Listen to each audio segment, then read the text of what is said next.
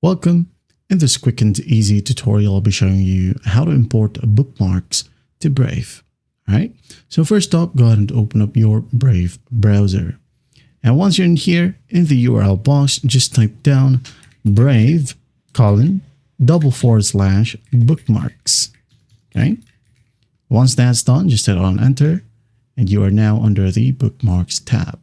Another option is by going to the top right, click on the three horizontal lines. Now go to bookmarks and lists. In here, just go ahead and click on import bookmarks and settings. There you go.